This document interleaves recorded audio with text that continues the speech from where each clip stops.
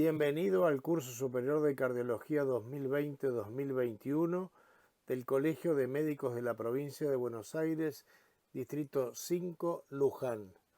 Mi nombre es Daniel Piñeiro y en esta primera clase enfocaremos nuestra atención en la valoración clínica del paciente con posible enfermedad cardiovascular.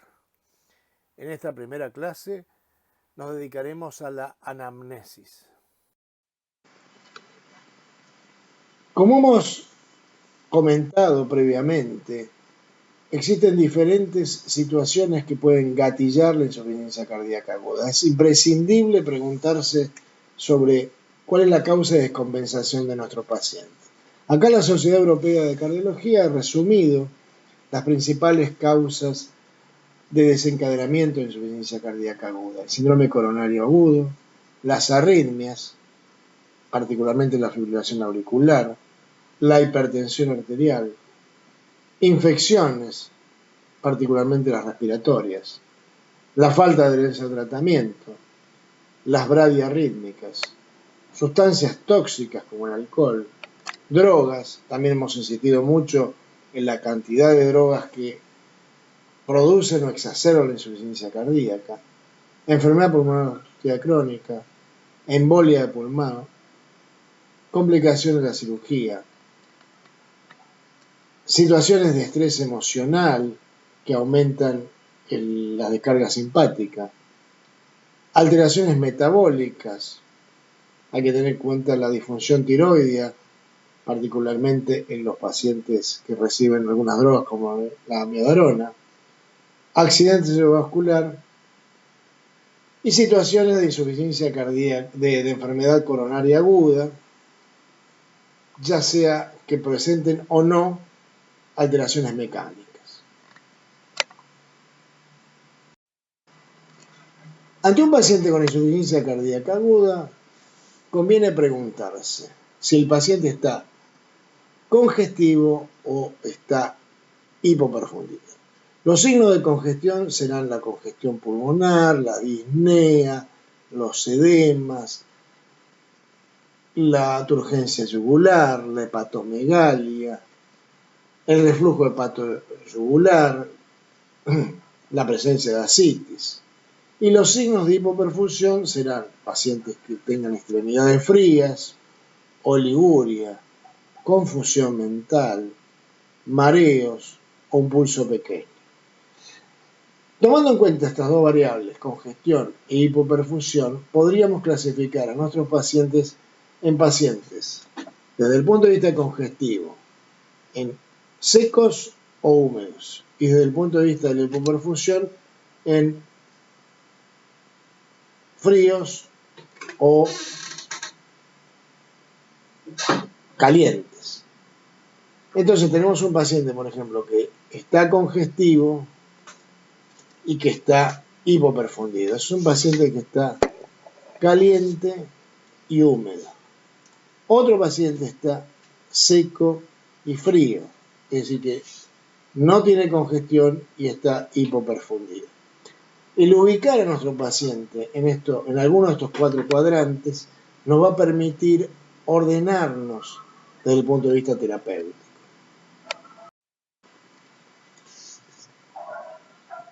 Entonces,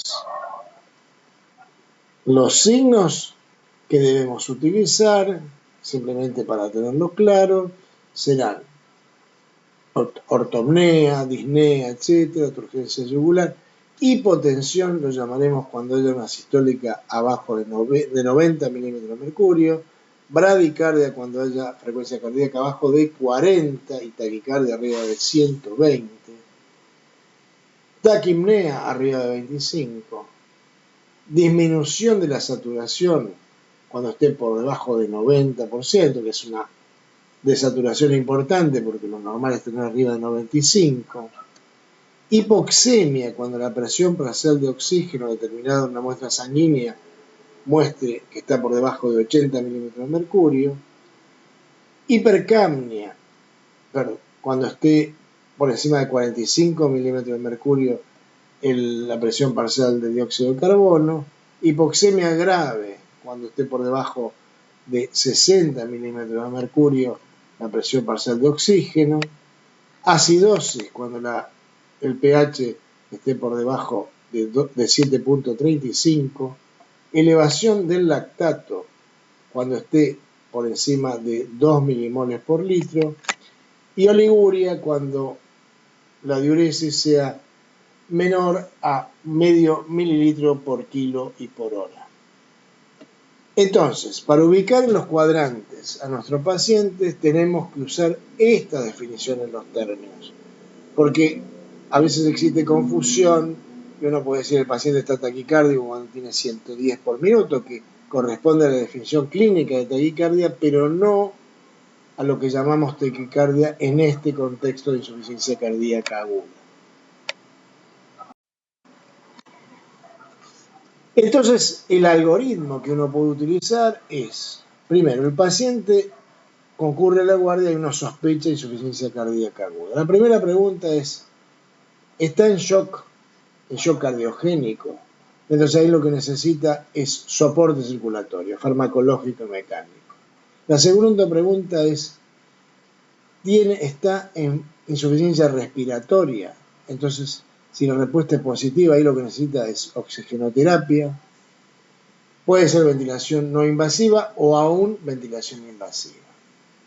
La tercera pregunta es preguntarse sobre la causa etiológica de la insuficiencia cardíaca aguda. Y ahí tenemos el acrónimo CHAMP, que es si es una síndrome coronario agudo, una emergencia hipertensiva, una arritmia, una causa mecánica aguda o una embolia de pulmón. Estas tres preguntas en pocos minutos nos permiten ubicar el tratamiento. Fíjense, el primer paciente está en shock cardiogénico, necesita soporte circulatorio. Está en insuficiencia respiratoria, necesita soporte respiratorio. Y podemos tomarnos un poco más de tiempo para determinar la etiología, pero tampoco un tiempo enorme. En 2 horas este paciente tiene que estar clasificado de acuerdo a estas tres preguntas.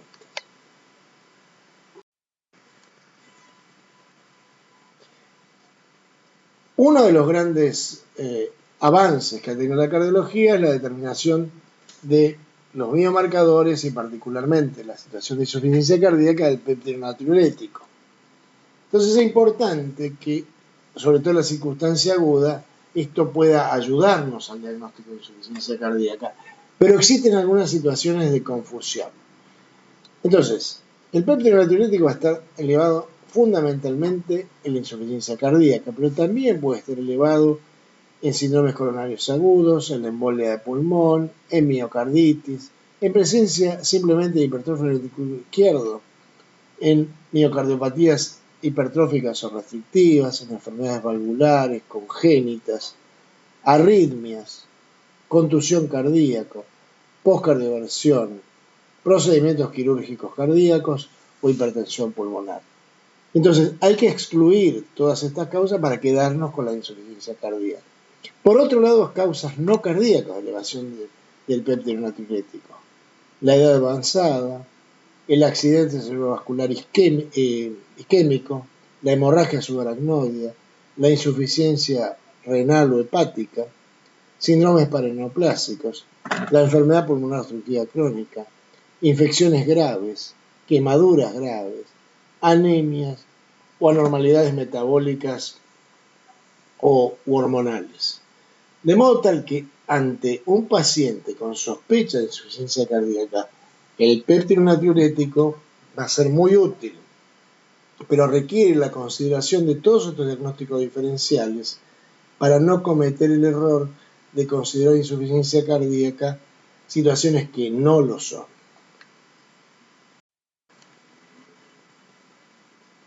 ¿Cuáles son las medidas diagnósticas inmediatas en estos pacientes más allá del péptido natriurético, que es fundamental? El electrocardiograma, la placa de tórax y las evaluaciones sanguíneas de rutina, es decir, el hematocrito, la glucemia, la función hepática, la TSH, la creatinina, Y a esto podemos agregar otro biomarcador que son las troponinas cardíacas, que van a estar indicando daño miocárdico. El ecocardiograma también está recomendado como clase 1. Es decir que, ante un paciente con sospecha de insuficiencia cardíaca, ¿cuáles son las medidas que debemos tomar? Determinar BNP, hacerle un electrocardiograma, hacerle una placa de tórax, pedir un laboratorio mínimo que puede incluir onotroponinas y hacerle un ecocardiograma. Con esto hemos pasado una revista muy somera al tema de la insuficiencia cardíaca aguda, que si bien no es resorte del clínico, es importante que conozcamos algunos de estos datos porque estos pacientes, una vez dados de alta, van a volver al tratamiento crónico y probablemente nos encontremos nuevamente con ellos. El gran desafío es evitar la reinternación del paciente que ha sufrido una descompensación cardíaca. Les agradecemos mucho la atención y los invitamos a las clases ulteriores. Muchas gracias.